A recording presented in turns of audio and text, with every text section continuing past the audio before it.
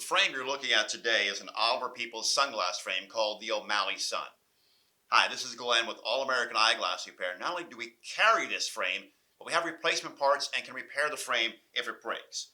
This one right here is a polarized glass lens.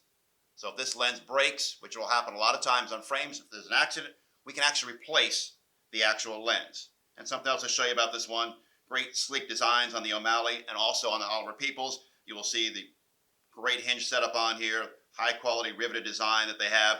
If something happens to this piece here, which is called a temple, it's a piece that opens and closes and goes over the ear, breaks, we can actually replace that part.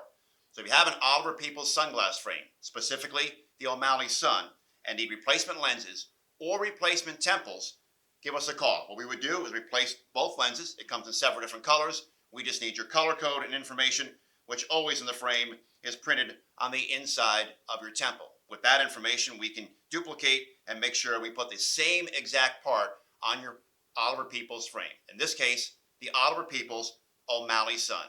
Contact All American Eyeglass Repair. We would love to help you.